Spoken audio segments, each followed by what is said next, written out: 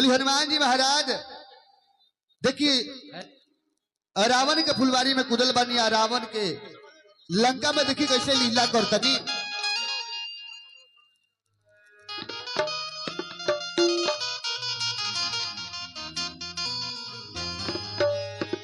आरे लंकावा में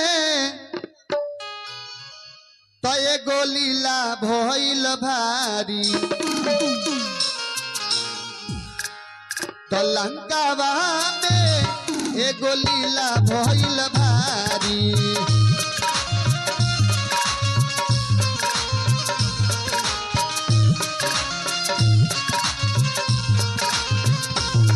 आरे लंकावा में एगो लीला भइल भारी।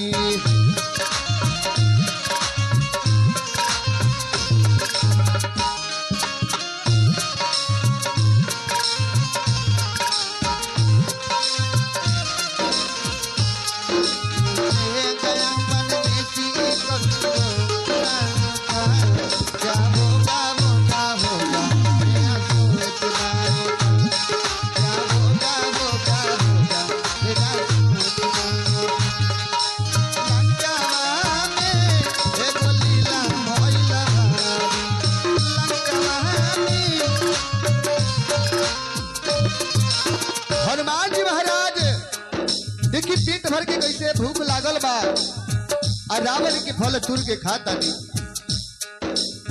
तब पेट के भीतर लागल भूखे वाला योगिया माता की याद चल दिल बगिया।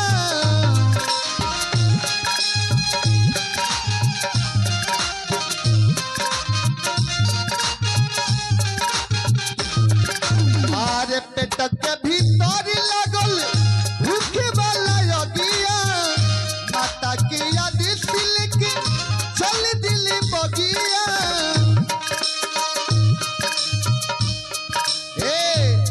तो बड़ी ढेर रहे पहरा, आरे बड़ी ढेर रहे पहरा दारी हो,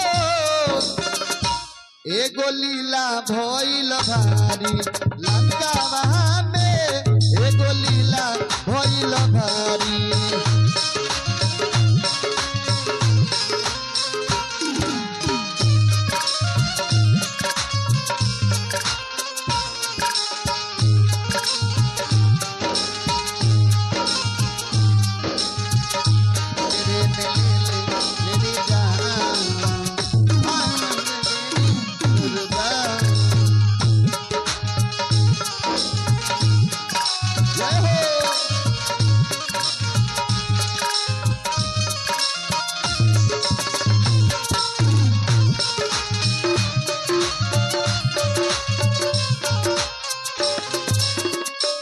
तब इतना बात सुनले लंकापति रावण सेना लोग की जाके बतैलक है, तो अक्षय कुमार अपना बबुआ की भेजले कि जाके वो बंदर के पकड़ के ले जावे। अक्षय कुमार गए हनुमान जी से युद्ध करे लगले। हनुमान जी महाराज उनकर के स्वर्ग में पहुंचा दिए। ओकरा बाद में सुनले मेघनाथ अइले हनुमान जी पर ब्रह्मास्त्र चलवले, तो रावण के पुत्र अइले और चढ़ाई भइल हनुमान जी से भारी लड़ाई।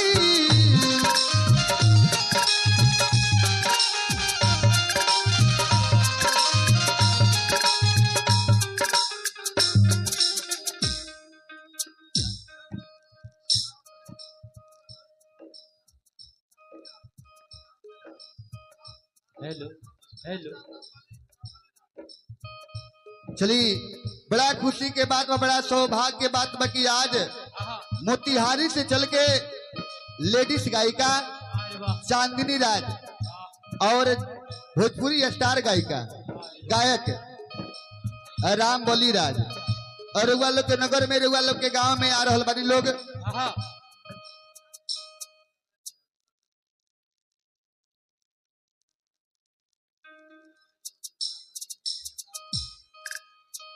हाँ कोनो गाना के स्टार बनी वहाँ के तो हर माता बहन हर भक्त से आग्रह बा, निवेदन बा, प्रार्थना बा कि रउआ लोग ज्यादा से ज्यादा संख्या में पहुंच के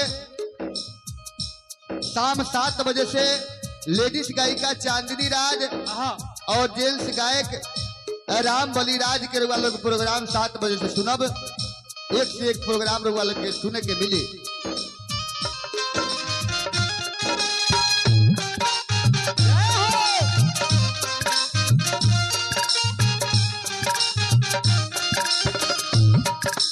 तो अक्षय कति हले तो आर्य अक्षय कति हले तो नारी हो